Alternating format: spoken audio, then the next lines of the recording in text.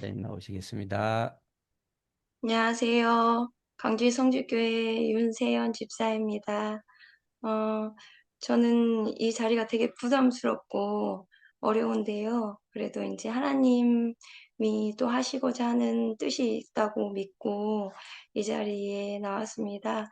어, 제가 극동방송에 나간 뒤로 여기저기서 이제 그런 간증을 좀 해달라는 요청을 좀 받았는데요.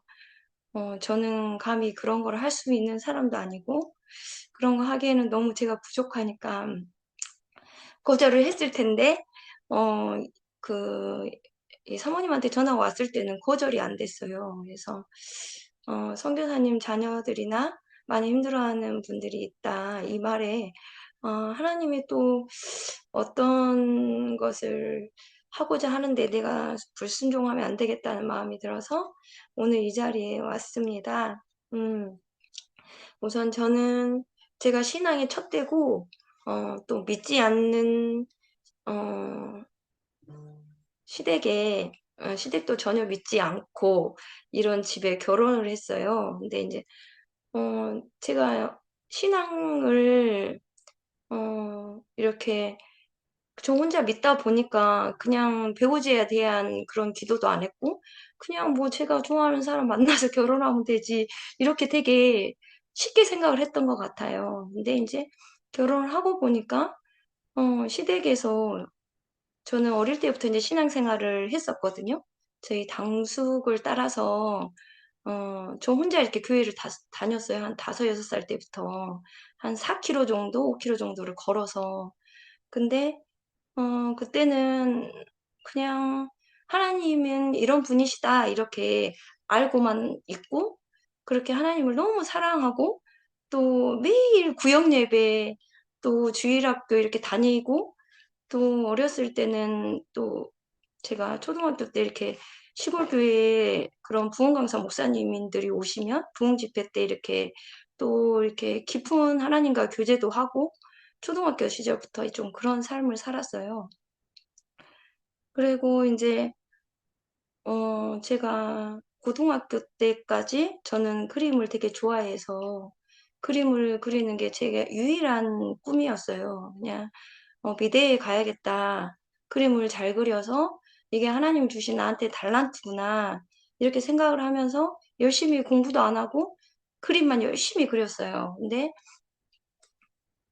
제가 이제 시골에서 저희 교회는 되게 작은 시골 교회여서 정식 목사님이 없는 교회였어요. 전도사님들만 이렇게 자주 바뀌고 목사님이 이렇게 올 수 없는 아주 작고 열악한 교회였기 때문에 어, 여름 방학 되면 수련회를 기도원으로 갔어요. 봄, 겨울 방학 되면.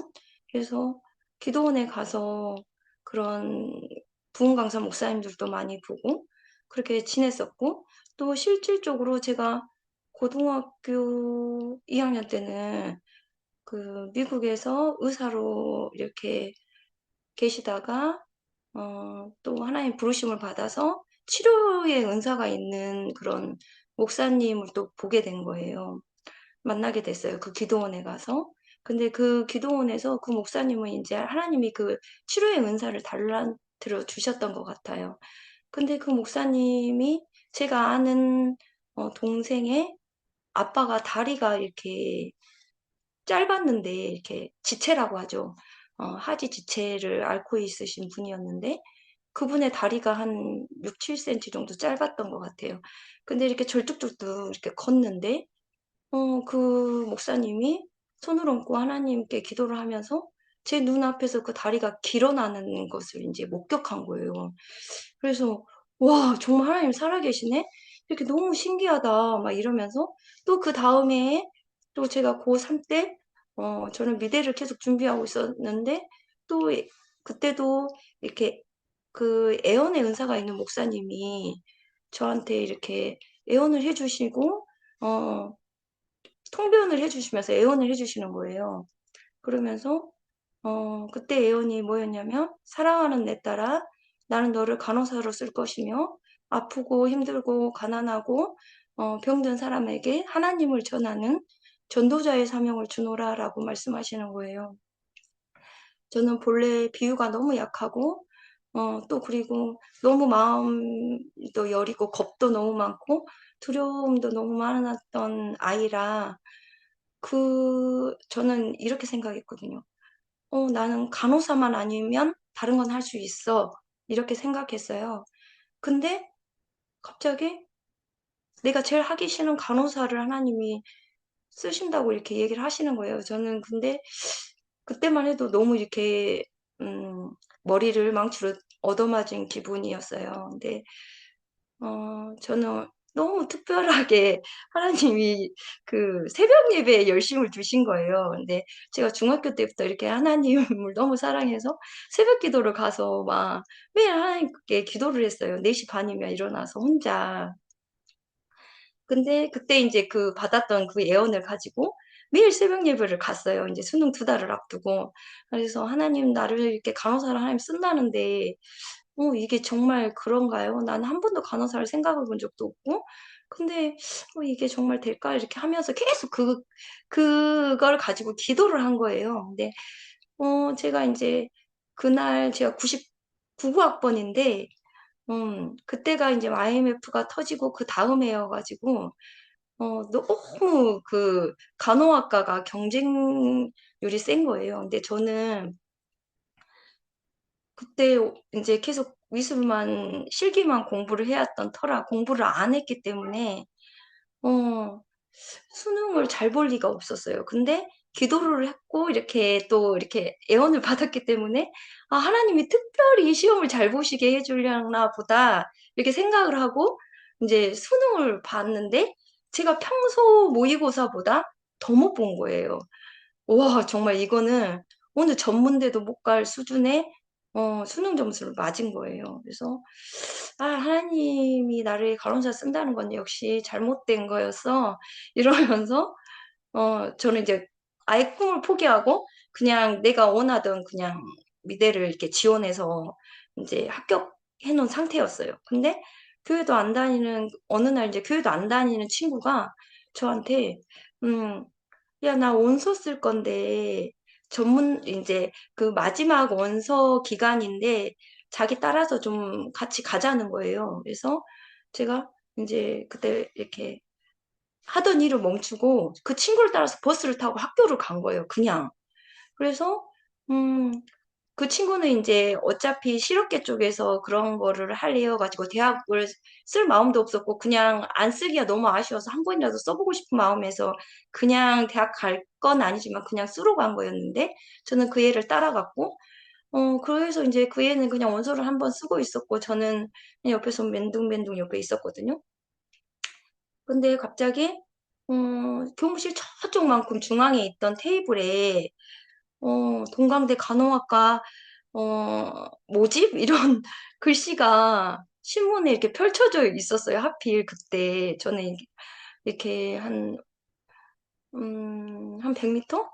100m까지 아니고 한 40m 정도 이렇게 떨어진 곳에 있는데 그 글씨가 음, 너무 이렇게 저한테 갑자기 이렇게 뭐랑 끌리댔기 제가 이제 그곳을 막 갔어요. 그랬더니 어? 간호학과? 하나님 나를 간호사로 쓴다 했는데 내가 여기서 간호학과를 모집해? 이러면서 제가 그냥 그 자리에서 그냥 원서를 썼어요. 뭐에 홀린 듯이.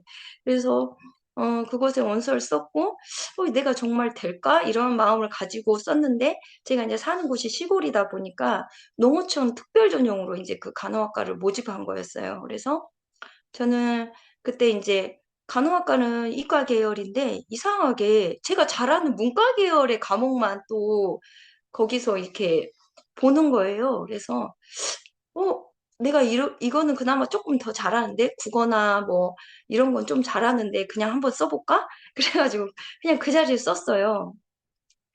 근데 어, 저희 학교에서 정말 공부를 전교 이렇게 막 2, 3등 하는 애도 떨어진 간호학과를 저는 뒤에서 막 거의 되게 꼴등해서 이렇게 왔다 갔다 하고 있는 수능 점수인데 제가 거기 그냥 바로 1차로 합격해버린 거예요. 그래서 와, 대박. 이거는 정말 하나님이 아니면 이런 일이 일어날 수 있을까?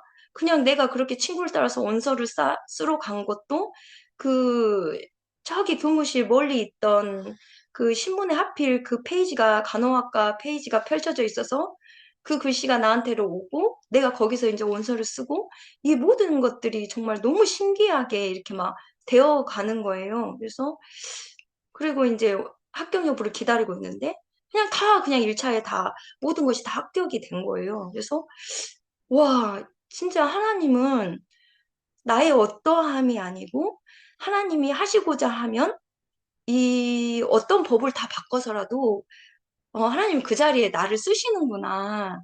정말 하나님은 살아계시구나. 그거를 제 인생에서 처음으로 이거를 경험했어요. 그래서 어, 저는 이제 간호학과를 갔고 거기서 이제 중학교 때까지, 고등학교 때까지는 되게 열심히 하나님을 사랑했는데 시골에서 살다가 도시 학교로 이제 어, 가다 보니까 너무 이제 세상이 좋은 거예요. 너무 화려하고 너무 재밌는 게 또 많고 그래서 이제 주일날 예배를 안 나간 거예요. 예배도 안 나가고 또 간호사를 하면서는 이제 상교대를 하다 보니까 이제 자동으로 주일날 예배이면 핑계를 대면서 또 안 나가고 이런 시간들이 계속 한 6년을 그렇게 지냈어요. 세상에서 방황하면서 정말 교회 주일도 출석 안 하면서 그렇게 살았는데 지금은 이제 저희 남편을 만났고 저는 이제 시골에서 살았던 터라 시골이 너무너무 싫었어요. 그래서 시골에선 정말 살기 싫고 근데 또 시골로 시집을 가야 된다니 너무 이제 그게 힘든 거예요. 그때 제 나이가 25, 그리고 제가 첫애를 낳은 나이가 26살이었어요. 너무 어린 그 나이에 그 시골에 이렇게 깡 막힌 시골에서 아파트에 살면서 너무 이제 그 좁은 아파트에 아이랑 둘이 살면서 너무 힘든 거예요. 근데 제가 이제 바로 임신을 한 거예요. 또 신혼 기간도 없이 바로 임신을 하고 저희 애를 가졌어요. 근데 너무 입덧이 심해가지고 10달 내내 음식을 못 먹었어요. 그래서 정말 먹으면 토하고 먹으면 토하고 너무 힘든 임신 기간을 이렇게 지내다가 입덧이 너무 심해서 그때 처음으로 다시 교회를 갔어요. 교회 가서 계속 울었어요. 너무 힘드니까, 어, 하나님 나 살려주세요. 내가 단 한순간도 숨쉬기조차 힘들 정도로 입덧이 심해서 너무 힘들어요. 그러면서 매일 울면서 그 교회를 갔는데, 그때 이제 그 목사님이, 저 젊은 처자가 말기 암 환자여가지고 매일 이렇게 교회 와서 저렇게 울면서 남은 시간을 저렇게 보내는구나 이렇게 생각했대요. 제가 그때 너무 이렇게 세약하고 매일 그렇게 젊은데 와서 울고 있으니까 혼자 처량하게. 어, 그러면서 이제 교회를 다시 회복하기 시작했어요, 제가. 그러면서 이제 교회를 너무 열심히 또 다녔어요. 근데 다니다 보니까 이제, 저희 애도 그러고, 이제 다니는 내내, 뱃속에 임신해 있는 내내 10달 동안 나는 날까지 새벽 예배를 깨웠어요. 그날도 새벽 예배를 깨우고 나서 집에 왔는데 먼저 이제 양수가 이렇게 터져가지고 병원을 갈 정도로 그렇게 새벽 예배를 열심히 깨우고 이렇게 살았는데 저희 시댁은, 제가 결혼한 시댁은, 제사가, 추석 명절 합해서 한 달에 한 번씩 있는 집이었어요. 그래서 그런 집에 저는 그래도 그 제사는 어렸을 때 지내진 않았었거든요. 큰 집이 아니어가지고 지내더라도 이제 저는 제가 어린 애였기 때문에 나는 하나님 믿기 때문에 제사 안 지낸다 이러면서 그냥 그렇게 지낼 수 있었는데 제가 큰 며느리다 보니까 저희 시댁은 또 새벽 1시에 제사를 지내요. 되게 그 옛날 방식을 따라서. 그래서 새벽 제사가 끝나고 나면 새벽 3시인 거예요. 그래가지고 이걸 한 달에 한 번씩 이렇게 제사를 지내는 집에 결혼을 했어요. 그래서 제가 그때 이제 교회를 다니면서 하나님, 제발 이 제사를 끊어주세요. 이들이 하나님을 몰라서 이렇게 이게 죄인지 모르고 제사를 지내니까 제발 불쌍히 여겨주세요. 이렇게 기도를 하면서 이게 제사에 또 참여를 했어요. 기도하면서 저는 이제 그렇게 하다가, 음, 저희 둘째도 낳고 제가 한 3년을 하나님이 새벽 제단을 쌓게 하신 거예요. 그래서 이렇게 3년을 계속 이제 새벽을 쌓으면서 하나님을 대한 이제 저는 시골에 너무 젊은 나이에 애 둘을 낳고 남편은 그때 주야간 근무를 하면서 있었기 때문에 전혀 가정을 돌볼 수 있는 상황이 아니었어요. 그래서 저는 너무 이제 그 육아 둘을 저 혼자 감당하면서 버거웠어요. 친구들도 못 만나고 이제 그게 너무 힘들어 가지고 매일 하나님한테 새벽에 가서 원망을 했어요. 하나님, 내가 정말 하나님이 나한테 이렇게 달란트로 주신 이런 그 그림에 대한 재능이랄지 이런 거는 내가 한 번도 사용해 보지도 못하고 이렇게 시골에 처박혀 가지고 이 젊은 나이에 애 둘을 보면서 이렇게 사는 것이 맞냐. 그러면 내 인생은 대체 내가 하고 싶은 꿈이나 그런 것도 하나도 못 이루고 이렇게 늙어 죽는 인생이냐 막 이러면서 하나님을 엄청 원망을 했어요. 엄청 많이 원망을 하면서 하나님한테 인제 그 모든 기도를 인제 올렸어요. 근데 그게 인제 1 년, 2년 막 이렇게 바뀌면서 기도가 인제 바꿔지는 거예요. 그때 인제 저는 그때 하나님이 주신 저한테 기도가 어 그렇게 원망하던 저한테 하나님이 주신 기도가 이거였어요. "너의 사명은 하나님 자녀를 하나님 자녀답게 키우는 게 너의 사명이야." 이러는 거예요. 그래서 저는 그날 이후로 '아, 내 사명이 이거였어?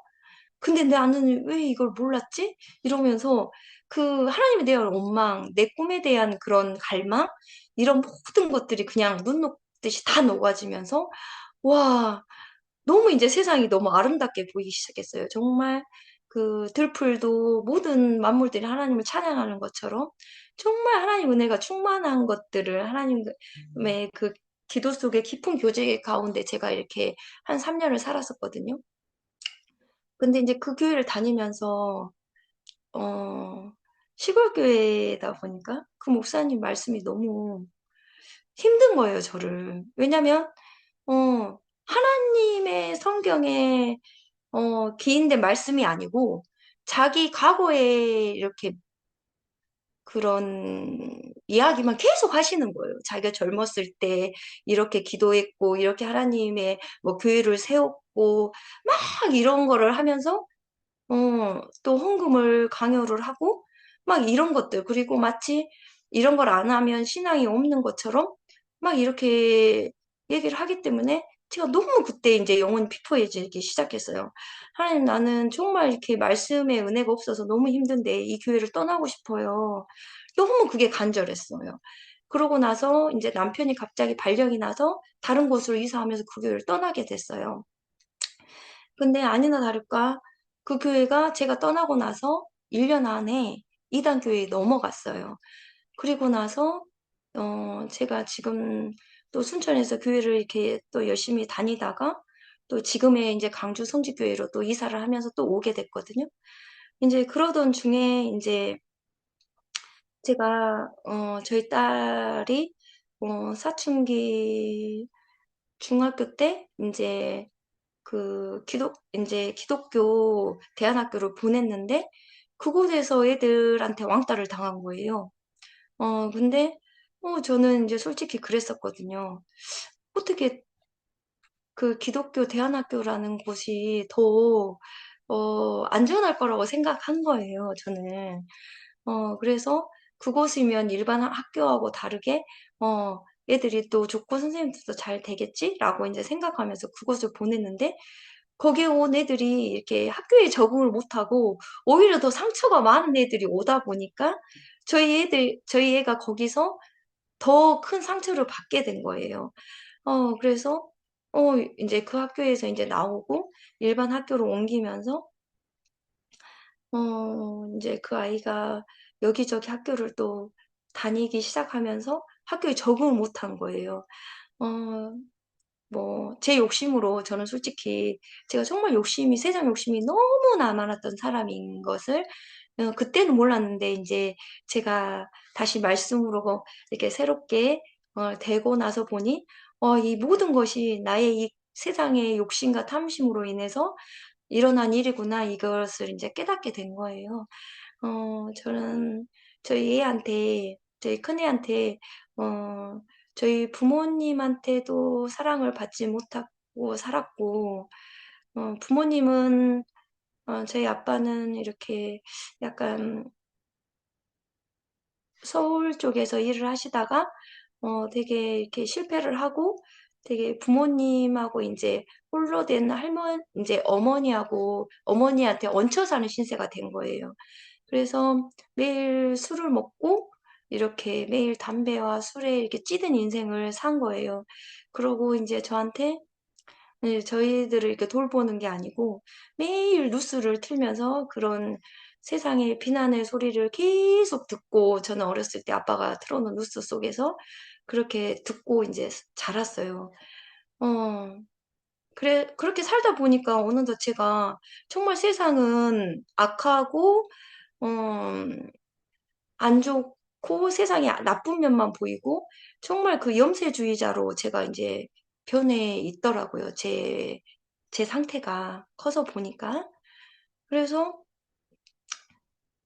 그런 부모님은 이제 아빠가 그렇게 살다 보니까 엄마는 자동으로 이제 생계를 책임져야 됐고 항상 가난 속에서 시달리면서 살았어요. 그러다 보니까 이제 엄마도 새벽에 나가서 밤 늦게까지 이제 저희를 돌보지 못했고 저는 이렇게 결핍이 있는 가운데 이제 살고 이제 아빠는 항상 혼내고 저를 비난하고 되게 부정적인 말로 저를 이렇게 혼내고 이렇게 어린 시절을 살다 보니까 제 안에 상처가 너무너무 많았어요. 근데 그런 삶을 살다 보니까 제가 자녀를 낳았는데 제가 똑같이 저희 부모한테 그것을 받은 그대로 내 자녀한테 하고 있는 거예요.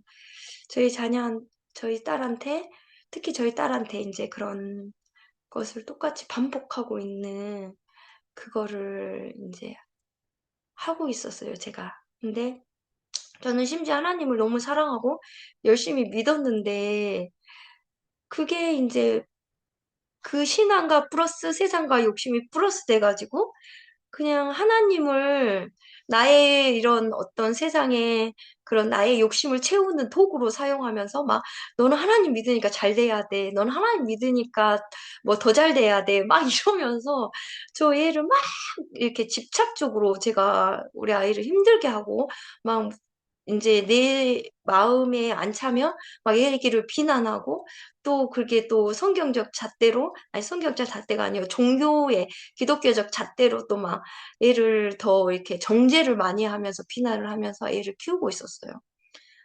남편은 주야간 근무를 하면서 저를 이렇게 돌봐주지 않았었고, 매일 뭐 회식이다, 뭐 모임이다, 뭐 회사에 그런 뭐 동호회 모임이다 이런 걸로 이제 가정을 안 돌보고, 저는 이제 그게 이제 내 삶이 되다 보니까 내가 왜 이렇게 살아야 되나라는 원망과 불평이 내 안에 엄청 싹트기 시작했어요. 그 마음을 가지고 제 자녀한테 그 모든 화를 쏟아내기 시작한 거예요. 그래서 이 자녀는 친구의 문제가 아니고, 이런 말을 제가한테 비난과 이런 안 좋은 말들을 어릴 때부터 받고 자란 저희 딸은 상처투성이인 내면을 가진 애가 돼버렸어요. 그게 이제 어느 순간에 사춘기랑 이렇게 맞닿으면서 아이가 엄청나게 큰 그 우울증과 대인기피증 그리고 자살 충동을 많이 느끼면서 자기는 아무런 살 소망이 없고 자기는 태어나지 않았어야 되는데 태어나서 엄마를 힘들게 하는 사람이구나. 이렇게 매일 자기를 자책하면서 그렇게 살아가고 있었더라고요. 저는 솔직히 저한테만 집중하느라고, 제 욕심과 탐심으로 사느라고 저희 아이가 그렇게 망가지는 것을 몰랐어요. 근데 어, 이제 학교 선생님으로부터 이제 아이가 좀 많이 심각하니까 꼭 정신과 상담을 받아봐라. 그런 얘기도 많이 듣고, 가서 이제 진료를 받아보면 만성 우울증인데 좀 심하다. 이렇게 진단이 나오는 거예요. 그래서 저도 이제 어떠한 사건을 계기로 엄청 큰 시련을 당하면서 제 삶에 어, 불면증이 오고 공황장애가 오고 우울증이 왔어요.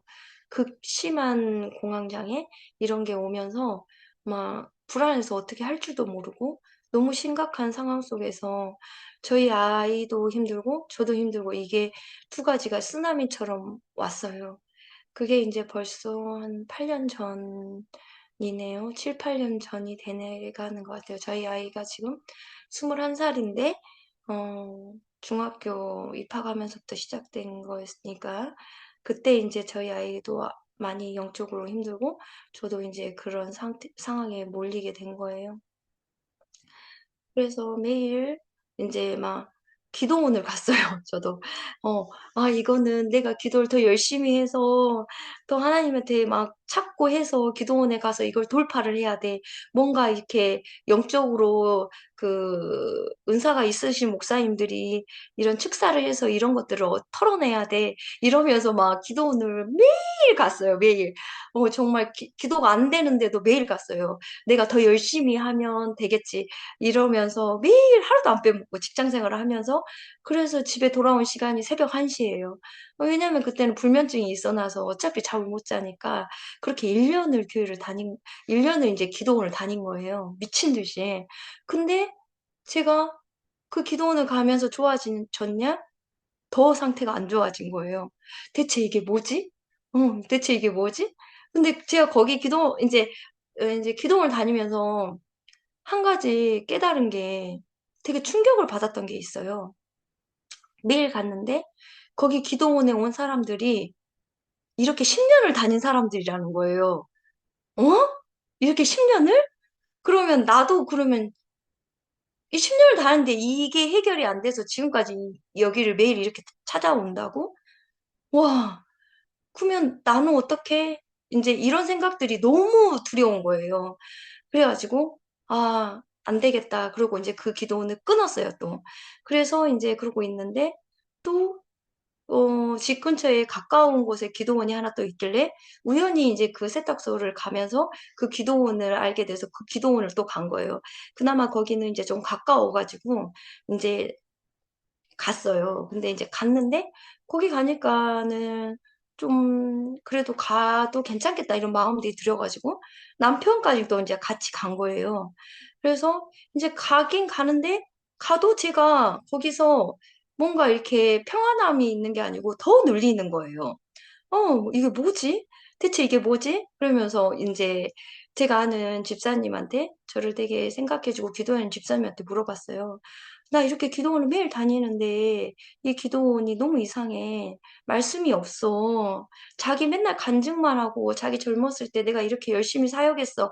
이런 말만 하면서 근데 또 교회 안 나오면 기도원 안 나오면 안 될 것처럼 이렇게 나를 묵네. 이제 제가 이러면서도 이제 이제 그런 말을 했어요. 근데 나 너무 힘들다. 그랬더니 그 집사님이, 하나님이, 세연 집사를 거기다 보낸 데에는 이유가 분명히 있을 거야. 그냥 참고 다녀봐. 이러는 거예요. 그래서 그 기도원을 제가 1년을 다녔어요. 하루도 안 빼먹고. 그래서 이제 갔는데 가면 갈수록 더 힘들어지는 거예요. 근데 이제 그 기도원은 이제 그 기도원 원장님하고 목사님하고 이제 원장님이자 목사님하고 여자 목사님이셨는데 너무 이제 친밀하게 된 거예요. 가족처럼 매일 보니까 매일 두세 시간씩 보니까 그래서 이제 그분들의 이제 사생활이나 이제 이런 부분까지 이제 속속히 알 만큼 더 가깝게 지낸 거예요. 그렇게 1년을 다녔는데 전혀 해결이 안 되는 거예요. 그래서 대체 뭐지? 이러면서 이제 저는 이제 그때 계속 극동방송을 듣고 있었어요.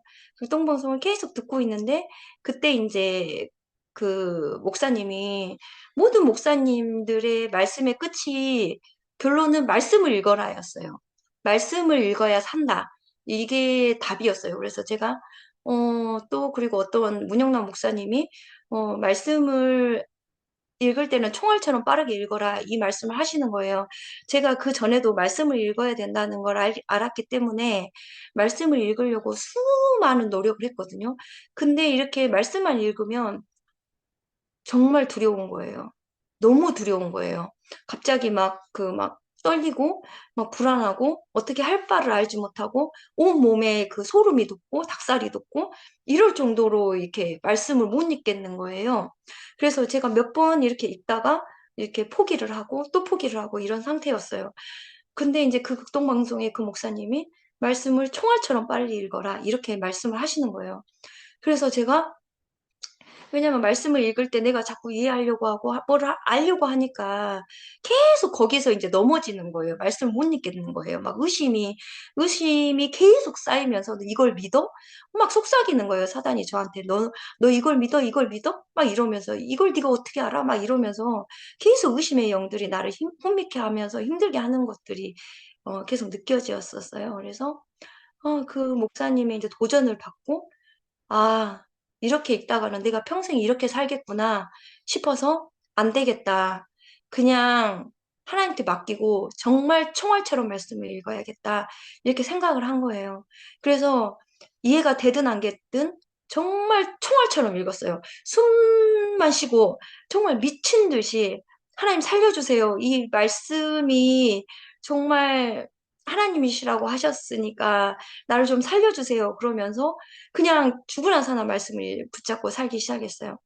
음, 그때 저희 아들은 초등학교 4학년이었고, 그래서 거의 저는 이제 일상생활이 불가능할 정도로 그 상태가 심각해가지고, 어, 아이를 거의 못 챙겼어요. 방치하고 저희 아들이 혼자 일어나서 그냥 콘프레이크에 우유 타먹고 학교를 가고 이제 이런 상태로 아이는 살고 저도 이제 그렇게 모든 집안일을 내려놓고 이제 성경을 읽기 시작한 거예요.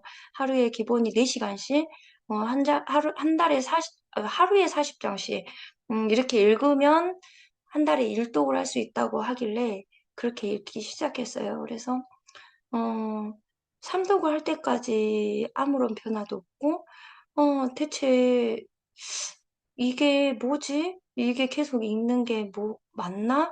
이런 생각들이 계속 들 때에 내 안에서 이렇게 말씀하시는 거예요. 말씀이 이긴다? 말씀이 이긴다?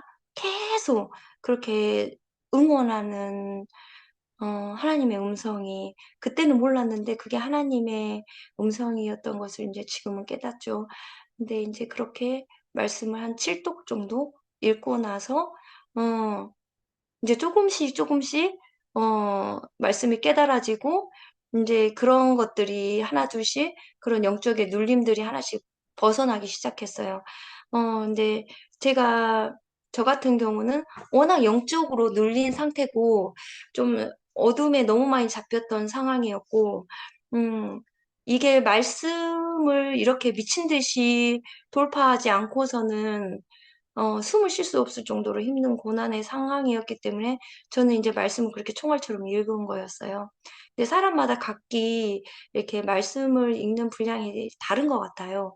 저처럼 이렇게 많이 이렇게 영적으로 다운된 사람들은 더 많은 분량의 말씀으로 채워야지만 이렇게 영이 강건해지는 것 같다는 생각이 들었어요.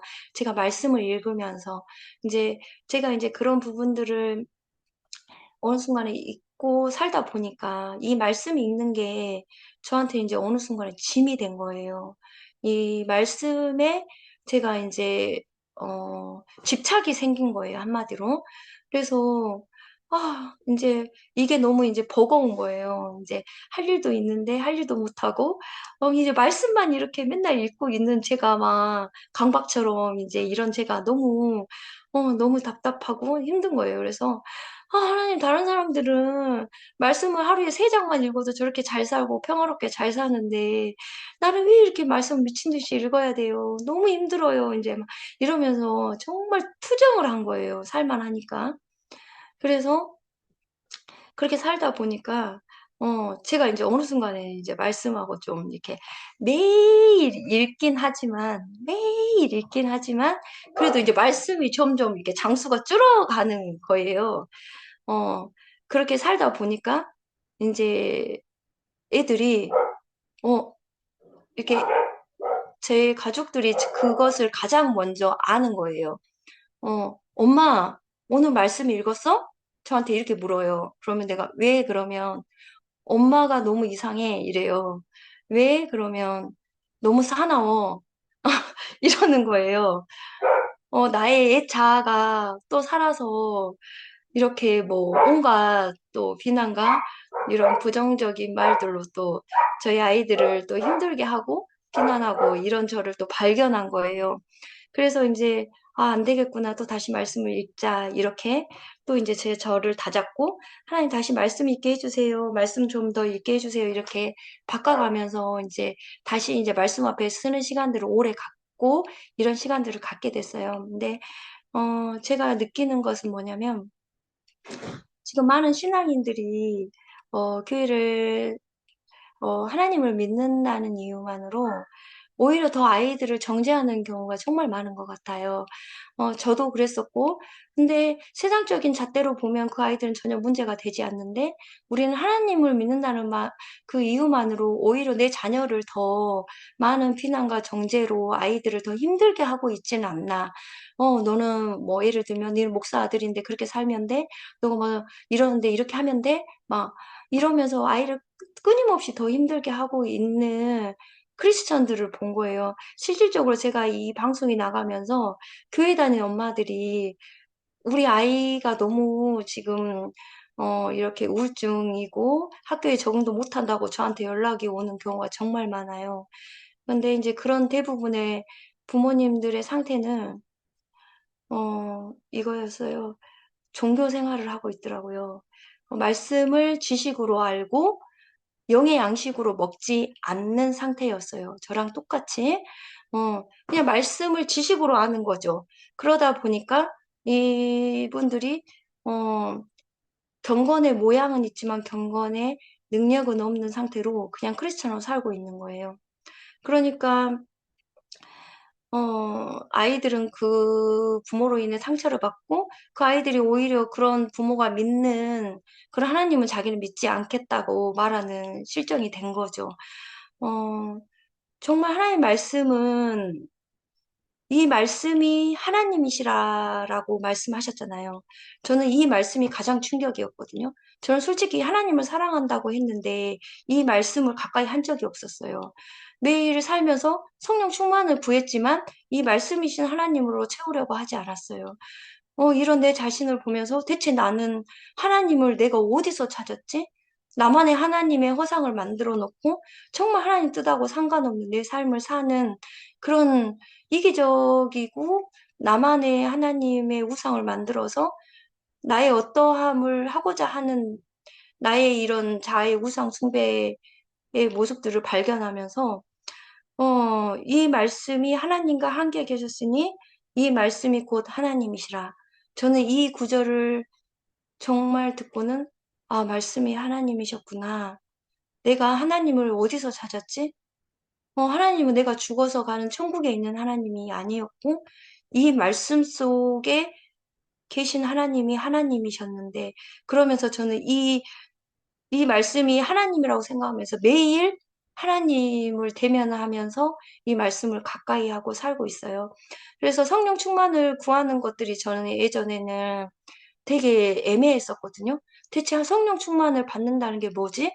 어떻게 하면 성령으로 충만할 수 있지? 이거에 대한 너무 갈망이 컸는데, 내가 너희에게 이르는 말이 영이고 진리고, 어, 하나님의 말씀이 진리라고 말했고, 이 성령이 곧 진리래라고 말했고, 이 진리이신 하나님이 이 진리가 곧 예수님이라 말했고, 이 예수님이 곧 말씀이라 말했고, 이 성경을 계속 읽다 보니까 결론은 이 말씀이 하나님이셨고, 이 말씀이 성령님이셨고, 이 말씀이 결론은 그거였는데 나는 대체 어디서 하나님을 찾았는가? 이게 이런 저를 발견한 거죠. 그러면서 매일 저는 말씀을 대할 때 이 말씀이신 하나님 앞에 저를 세우고 또 오늘 하루를 살아갈 때 저는 한 가지 하는 게 있어요. 내가 어떤 말을 낼 때도 이 말씀을 읽지 않고는 이 하나님이신 성령으로 채우지 않고는 누구한테 말을 하게 되면 나의 말이 나가서 누군가한테 상처를 주구나. 이거를 깨달은 거예요. 그래서 제가 자녀들을 대할 때는 더 성경을 많이 읽고, 더 하나님으로 채우고, 더 말씀으로 성령으로 채우고 나서 애들하고 이제 말을 하거든요. 그렇게 말을 하다 보면은 예전에 봤던 아이들의 그런 비난과 그런 엉망이었던 그런 모습들마저 하나님으로 채우고 나니까 그 사랑과 긍휼의 마음들이 이제 부어져서 그 아이들을 정말 사랑하게 되는 거예요. 근데 이제 정말 성경을 읽으면서 제가 느끼는 거는, 어, 내 자녀의 허물이 보일지라도 그 하나님의 사랑이 있으면 사랑은 허다한 죄를 덮는다고 말씀하셨잖아요. 내 자녀의 허물이 보이고, 어, 미래가 염려가 되고 한다면 내 안에 사랑이신 하나님이 부족한 거예요.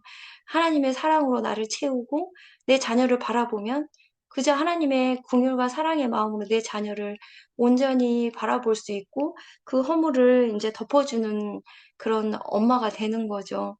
어, 저희 딸의 그런 회복은 이 말씀으로 시작됐어요. 저희 딸 또한 그, 저는 저희 딸한테 바라는 게 아무것도 없고 딱 한 가지, 저의 모든 걸 내려놓고, 하나님 이 아이가 말씀만 읽게 해주세요라는 기도를 계속 했어요. 제가 말씀을 읽으면서. 왜냐하면 이 말씀을 읽는 건 영적 전쟁이거든요. 말씀이신 하나님을 내가 가까이 하려고 하면은 엄청난 방해들이 많기 때문에 정말 하나님 성령의 도우심 없이는 내가 말씀을 읽을 수 없다는 것을 깨닫고 하나님 저희 딸이 말씀 있게 해주세요. 말씀 있게 해주세요. 수없이 기도를 하면서 이렇게 맡겼을 때 그 성령님이 저희 소아애가 이제 말씀을 읽는 동안에 하나님이 저희 소아의 마음을 만지셨고 또 회복시키셨고 지금은 이제 미국 유학을 가서 지금은 또 이제 대학 준비를 하는 그런 아이로 자라고 있어요. 근데 저희 아이가 너무나 연약하고 이렇게 멘탈도 약하고 이런 아이인데 미국이라는 곳에 혼자 그렇게 가서 살아갈 수 있는 애가 아니었어요. 미국에서 저는 미국 유학만 가면 좋아질 줄 알았고 모든 게 이제 회복될 거라고 생각했는데, 미국에서는 더 많은 시련이 저희 딸을 기다리고 있었어요. 엄청난 시련으로, 간 홈스테이는 뭐 지하에서 막 밥도 안 주는 그런 지하 홈스테이에서 생활을 하고, 저희 딸은 거의 뭐, 미국 유학 동안에 거의 뭐, 몸종 같은 생활을 하면서 그냥 지하에 갇힌 생활도 해보고 그런 외로운 유학의 생활을 했는데 그곳에서 말씀이신 하나님을 붙잡고 이기면서 지금 3년의 유학 생활을 해가고 있어요. 저희 딸이 이런 말을 하더라고요. 엄마, 내가 지식이신 하나님을, 이제는 내가 미국 유학이라는 곳에서, 이제 말씀이신 하나님을 내가 경험하게 됐다. 저희 딸이 힘들 때마다 저는 다른 걸로 어떤 것을 하지 않고 말씀으로 계속 아이를 이렇게 위로하고 격려하거든요. 그러면 이제 그 말씀이 자기를 살렸다라고 이야기를 하더라고요. 그 힘든 한국에서의 그런 왕따 비교할 수 없는 100배 힘든 고난 속에서 내가 어떻게 견딜 수 있었을까? 부모 하나 없이. 근데 그 말씀이 결론은 나를 지키고 나를 견고하게 세워갔다. 이런 말을 하더라고요. 그래서 정말 말씀만이 가장 중요하구나. 정말 내 자녀를 정말 사랑한다면 나의 어떤 말로 내 아이가 잘 되기를 바라고 고쳐질 거라 생각하지 마시고, 정말 하나님 말씀을 온전히 어릴 때부터 신고 읽는 일에 부모가 최선을 다해야 될 것 같아요. 신명기 말씀처럼 어, 하나님 말씀은 내가 지식이 아니고 평생에 자기 옆에 두고 읽어 하나님 경외하기를 배우는 그런 살아있는 말씀으로 내 영의 양식으로 살아있을 때만 능력이 있고 또 삶에서 영향력을 나타내는 것 같아요. 그래서 저는 어, 이 말씀을 붙잡고 정말 기도를 많이 해요. 저희 자녀들은 하나님 말씀은 살아있고 활력이 있어. 이 말씀 또 구원에 이르게 하는 지혜가 있게 하고, 모든, 성경은 하나님의 사람으로 온전하게 하며, 또 모든 선한 일을 행할 능력을 갖추게 하려 함이라. 우리를 온전하게 하고 견고하게 세우는 것은 하나님 말씀밖에 없습니다. 말씀이신 하나님을 붙잡고 내 자녀에게 부지런히 하나님 말씀을 익힐 때 그 자녀가 이제 온전히 하나님의 사람으로 변화되고 온전한 하나님의 사람으로 그 능력을 갖춰가는 길이 말씀밖에 없습니다. 저희 둘째 아이는 지금 고3인데 그 아이도 이제 제가 어떠한 말을 하지 않아요. 저희 아들은 공부를 너무 못했고 공부를 한 번도 한 적도 없고 계속 놀기만 하는 애였어요. 근데 음, 중학교 입학하기 전부터 이제 제가 그때 고난이 시작되면서 말씀을 읽기 시작하면서 걔가 이제 지금 말씀을 20독을 넘게 했어요. 하루 1년에 한 3, 4회, 3, 4독씩 하거든요. 그래서 이제 벌써 20독이 넘었는데 그 아이가 이제 어느 순간에 말씀을 읽다 보니까 정말 하나님의 꿈과 하나님의 비전을 갖더라고요. 정말 온전히 하나님만 위해서 사는 그런 하나님의 사람으로 변화가 되는 모습들을 발견했어요. 그래서 그 아이는 엄마 나는 하나님 위해 살고 싶어. 하나님 영광만 위해 살고 싶어. 이러면서 미국으로 유학을 갔거든요.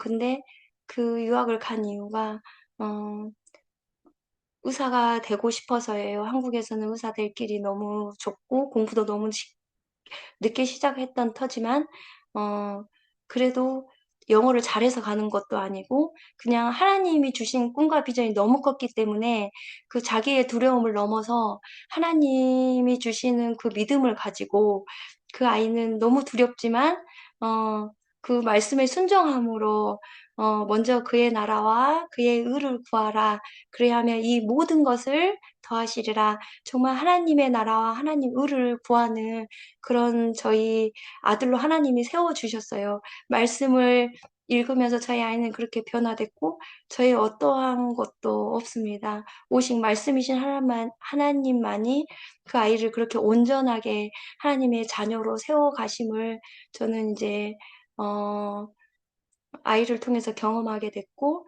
그 아이가 이제, 어, 그 아이를 보낼 때 저도 솔직히 너무 두렵고 경제적으로 너무 어렵고 힘들지만 하나님이 저한테 이런 말씀을 주셨어요. 기도하는 가운데 주가 쓰시겠다 하라. 이 말씀과 하나님 나라와 하나님 의를 구하라는 것, 이 모든 걸 채우신다는 하나님 말씀으로 저를 강권하여 주셔서 그 말씀에 순종함으로 저희 가족 모두 그렇게 순종함으로 하나님 말씀 가운데 살아가고 있습니다. 말씀이 이깁니다. 말씀이 하나님이십니다.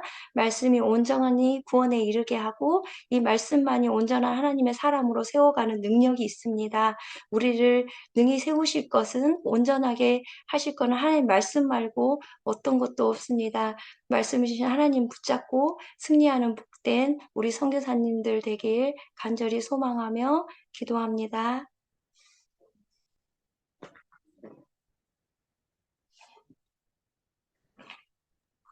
네. 할렐루야. 너무나 귀한 간증의 말씀, 너무나 생생한 말씀, 너무나도 감사합니다. 어, 네, 주신 간증, 나눠주신 간증을 통해서 우리에게 주신 또 말씀이 분명히 있습니다. 주신 기도 제목 가지고 함께 기도하기를 원합니다.